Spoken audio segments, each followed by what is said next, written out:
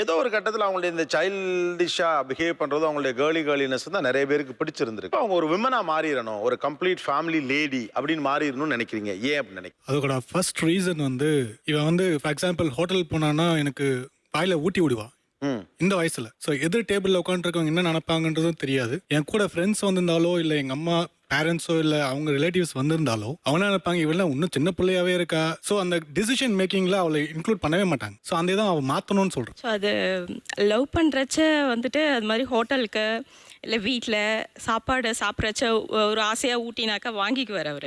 இப்போதைக்கு அது வந்து இல்லை வேணான்ற மாதிரி கொஞ்சம் அக்கம் பக்கம்லாம் பார்த்துட்டு இன்னும் எதுக்கு இந்த வேலைலாம் பண்ணிட்டு இருக்கேன் நீ கொஞ்சம் இல்லம்மா, நீ வீட்டில் ஊட்டு பரவாயில்ல, இல்லை தலையில சாதத்தை கொட்டு ஓகே. ஹோட்டலுக்கு போகும்போது ஒரு குழந்தை எதிர் டேபிள் உட்காந்துட்டு இருக்கும்போது நீ எனக்கு வாயில ஊட்டும் போது அந்த குழந்தையோ இல்லை அந்த குழந்தையோட பேரண்ட்ஸோ என்ன நினைப்பாங்க? மென்சில் ஒரு மேனேஜரா இருக்கும்போது குழந்தை தான்.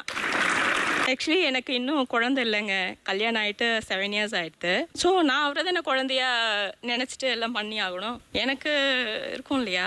ஓகேம்மா, அது வந்து பொது இடத்துல காட்டணுமா அப்படின்றது தான் என்னோட கொஸ்டின். சார் லவ் பண்ணி தான் கல்யாணம் பண்ணிக்கிட்டோம் நாங்கள். ரொம்ப பிடிக்கும் சார் அவரை. இல்லை, அதுக்கு எக்ஸாம்பிள் வந்து இந்த கொண்டை போடுறது, லிப்ஸ்டிக் விடுறது, டப்ஸ் போடுறது, அது எல்லாத்தையுமே போட்டு ஃபோட்டோ எடுத்துப்பா. ஷேவிங் பண்ணுறேன்ட்டு ஷேவிங் பிளேடோட வந்து நிற்பா. என்னெல்லாம் அந்த குழந்தைகிட்ட பண்ணணுமோ இல்லை வந்து அவள் நினைக்கிறாளோ அது எல்லாத்தையும் பண்ணிவிடுவா. அது செல்ஃபியும் எடுத்து வச்சுப்பா. செல்ஃபி எடுத்து வச்சுட்டு ஒரு வாரம் கழிச்சு பார்த்துட்டு அதையும் டெலீட் பண்ணிவிடுவா. மறுபடியும் முதலேருந்தே ஆரம்பிக்கும். அந்த கிருஷ்ண ஜெயந்தி வந்துச்சுன்னா, ஏமா அது குழந்தை காலு இவ்வளவுண்டு இருக்கும், பரவாயில்லைங்க நீங்கள் அந்த மேல் பாதம் அந்த விரல் மேல் பாதம் வரைக்கும் மட்டும் வச்சுட்டு வாங்க அப்படின்வா.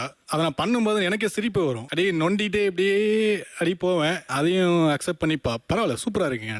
சாப்பிட்டா கூட கை கழுவுனா உட்காந்த இடத்துலயே தான் நான் எடுத்துட்டு போய் கொடுப்பேன். அவரே எடுத்துட்டு வந்து எழுந்து வந்து கை வாஷ் பண்றேன்னு சொன்னா கூட வேணாம் உட்காருங்க நான் எடுத்துட்டு வந்து தரேன் அப்படின்னு சொல்லுவேன். ஆக்சுவலி சம்டைம்ஸ் வந்துட்டு நான் குளிப்பாட்டவா அப்படின்ட்டு கேட்பேன். அது ஒன்று இருக்கு. கோச்சு போறது.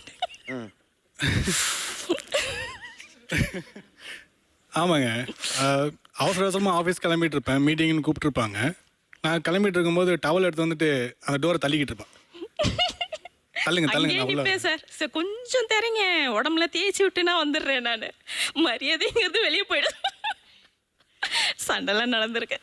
பட் ஹானஸ்ட்லி ஸ்பீக்கிங், நீ நான் want to tell you something. உண்மையாவே யுவராஜ் சார் நீங்க அவங்களுக்கு ஒரு குழந்தையாவே இருக்கு. அதாவது எவ்வளவோ நெருக்கடிகளுக்கு நடுவில் வாழ்க்கை நடந்தாலும் வாழ்க்கையை மகிழ்ச்சியாக வச்சுக்கணும் நம்ம முடிவு பண்ணிட்டோம்னா we can do it.